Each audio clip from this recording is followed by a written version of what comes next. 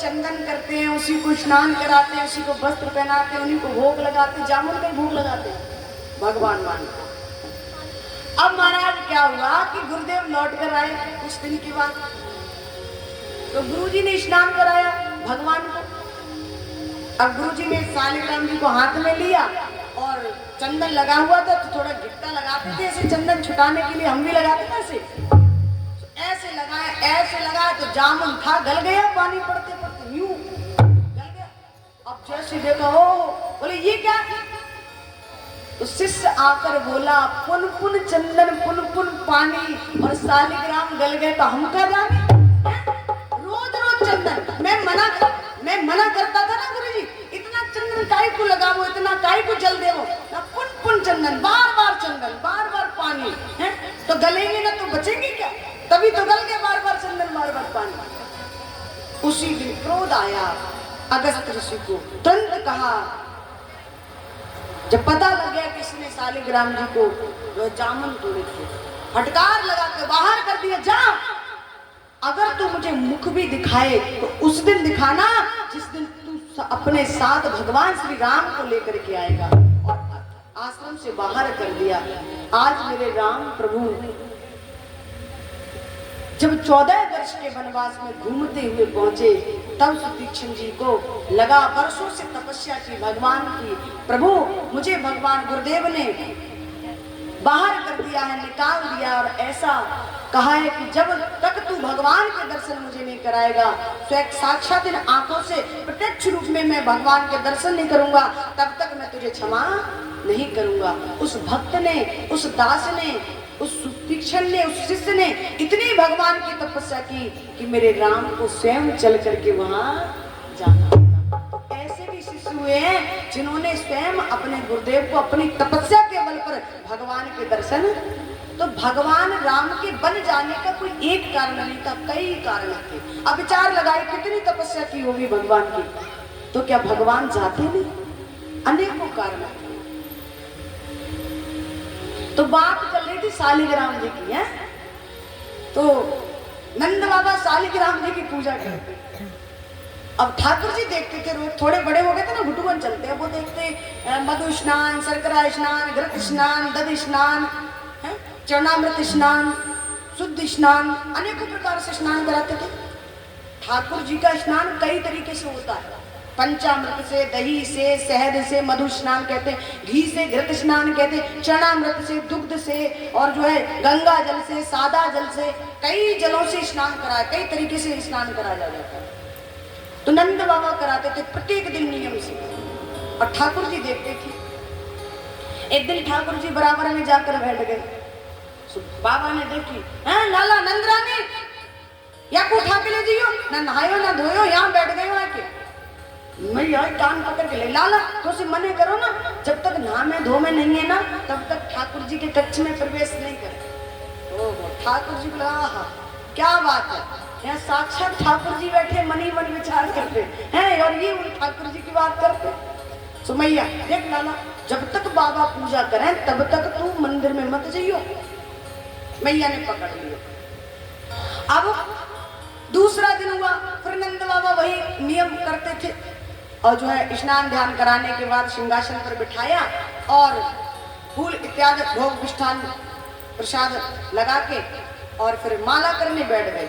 अच्छा, पहले ऐसा भी वर्णन आता है कि कुछ संत जन ऐसे हैं जो भजन माला करते तो यहाँ सामने आंखों पर पर्दा डाल लेते, कपड़ा, और ऐसा मानना है कि कपड़ा डालकर यदि माला करते हैं तो मन भजन में अधिक लगता है। तो उन्होंने नेत्र बंद कर लिए, यहाँ कपड़ा डाल लिया और माला करने बैठ गए। अब कन्हैया आए धीरे धीरे, आकर श्रीमान जी बराबरी में बैठ गए, और उधर तो माला चल रही थी।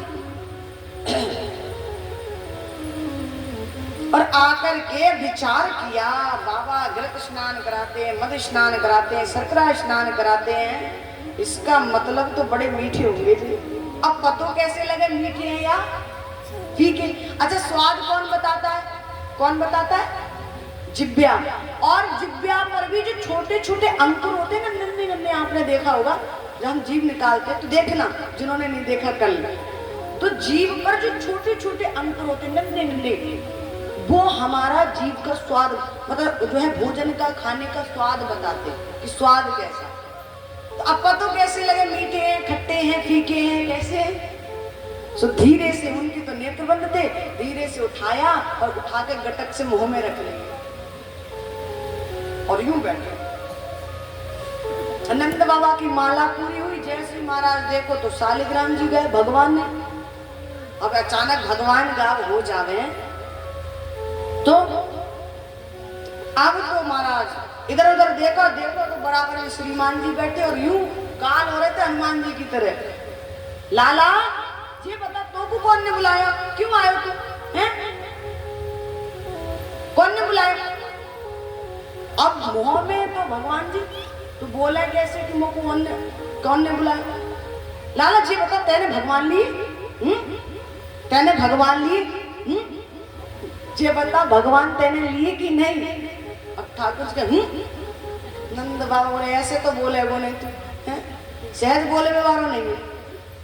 एक गुंज बनाए यूं मुक्का और एक जैसे गाल पे दियो ना कस के, सुट शालिग्राम जी निकल के बाहर, अरे राम राम राम राम, यशोदा नंद रानी देखो तो सही, तेरा लाला कितनो बड़ो उद्यमी है गए हुए, यानी तो मेरे भगवान को मुंह में रख लियो। राम राम राम राम राम राम राम राम। मैया दारी की तो से मने करी ना, जब तक बाबा तेरे पूजा करे तब तक वहां में मत जाइयो, मानो नहीं तो आज बताऊंगी तो कान पकड़ के लगी। ये बता तू गौ तो सही, तो आराम से बैठ जा, तो भगवान को मुंह में लेवे की का पड़ रही है? ऐसे काम करे बालक जो तूने क्यों आज भगवान को कोई मुंह में रखे? और जे बताइए लाला तेने भगवान को मुंह में काहे को लियो, कोई मुंह में लेवे का समझ में आई तेरे? कन्हैया बोले मैया अगर मारे न तो बताऊं, अगर तू मेरी पिटाई ना करे तब तो बताऊं, और पीटेगी तो नहीं बताऊंगा। मैया बोली चल ना पीटूंगी, जे बता तूने क्यों लिए? बोले मैंने या वजह से मुंह में लिए कि बाबा मधु स्नान, शर्करा स्नान, घृत स्नान करावे हैं रोज। मैंने जानी या को मतलब तो बड़े मीठे होंगे, तो मुंह में रख के देखो मीठे हैं या फीके। मैया ने कान पकड़ो, दारी के आज के बाद अगर ऐसे कोई काम किया ना तो इतनी पिटाई करूंगी तेरी याद करें। आज तो छोड़ दी। स्वामी सुखदेव जी महाराज कहते राजा परीक्षित भगवान ऐसी लीलाएं।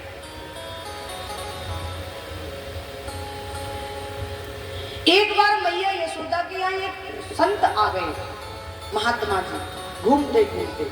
अब मैया के यहाँ आकर बोले मैया भूख लगी है भोजन कराओ। तो मैया ने कहा ठीक है भोजन करा दूंगी।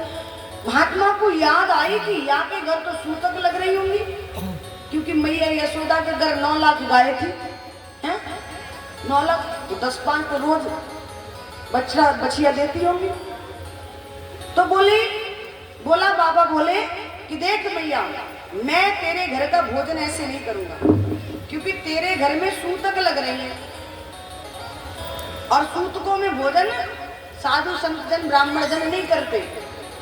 तो मैया बोली देख बाबा जब तू आयो ही है तो मैं तो भूखे नहीं जाए दूंगी। एक काम कर सूखी सामग्री ले ले और आराम से अपने आप बना लियो, अपने आप भोग लगा लियो, अपने आप पा लियो। बाबा ने कहा ठीक, लेकिन मैया याद रखना मैं जब तक भोजन बनाऊं तब तक मेरे आसपास कोई बालक भी न झांके। अगर ऐसा हुआ तो फिर मैं तुझे साथ दे दूंगा। मैया बोली बाबा मेरे घर तो कोई दूसरा बालक है ही नहीं, छोटो सो लाला है, वो कछु जाने नहीं है ना, बापू तो मैं अपने अंदर बंद कर दूंगी और तू आराम से भोजन बनाइयो। और कोई है नहीं, मैं ही हूँ बाबा के लिए, मैं आऊंगी नहीं इधर को, लाला को नहीं आवे दूंगी, छोटो सो तो है ही। अब सब सामग्री दे दी और जो है झाड़ू पोछा सब लगा दिया, लीप दिया, रसोई तैयार कर दी। अब जो है बाबा को सबकी सामग्री दी, बाबा ले भोजन बना। देख मैया मैं फिर कह रहा हूँ जब तक मैं भोजन बनाऊं, भोग प्रसादी बनाकर भोग प्रसादी जो है भगवान को ना लगा दूं और मैं ना पालूं, तब तक यहाँ कोई झांकना नहीं चाहिए। अरे मैया बोली बाबा बाबरो है गयो का, एक ही तो लाला है, 10-5 बालकों में तब तो डर भी रहे।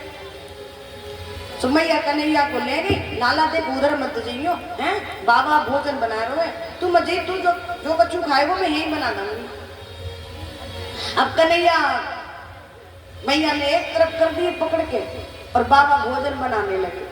अब भोजन में प्रसादी में बाबा ने खीर पूरी बनाई। अच्छा, साधु संत जन जब भोग प्रसादी पाते हैं, अच्छा साधारण व्यक्ति भी जिसको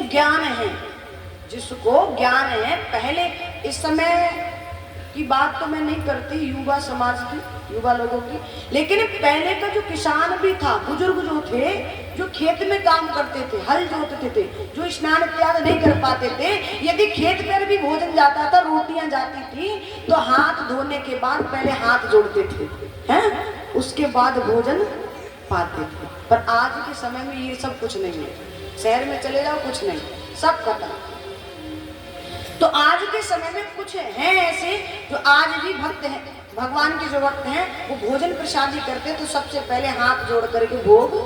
अच्छा, कुछ ऐसे भी विचित्र लोग हैं, इतना सब तिनका लिया, तोड़ा, पूड़ी वही, कचौड़ी वही, खिचड़ी वही, इतना सा कर लिया, एक तरफ थाली में डाल दिया, और थाली में भी नहीं डालते कुछ तो जमीन पे डाल देते। लियो प्रभु जो आ जाओ, जो तुमको निकाल दियो अलग से, जो जमीन पे रख दियो, आ जाओ खा लो।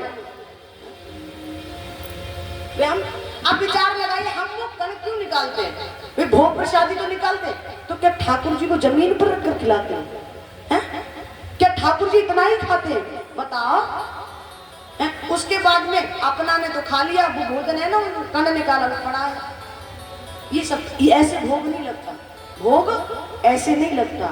भोग की जो थाली है, प्रसादी है, भोजन है, जो आप बनाते हो, रोटी सब्जी जो भी है, पूर्ण जितनी भी थाली है, जो भी व्यंजन है, पूरी थाली को हाथ जोड़कर कहो प्रभु आकर के भोग स्वीकार करो। मंत्र याद है तो मंत्र बोल करके लगाओ, यदि नहीं भी याद है तो हाथ जोड़ करके भगवान जो भी रूखा सूखा है, आप आकर के पहले भोग प्रसादी स्वीकार करें, उसके बाद में जो भी प्रसादी बचेगी मैं प्रसाद मान करके पाऊंगा। ऐसे भोग लगाया। ये नहीं कि एक इतना कण लिया एक तरफ डाल दिया है, पर वो धुल करके नाली में चला गया, ऐसे भोग नहीं लगता। ये बात मैंने कई बार ऐसा देखा है लोगों को।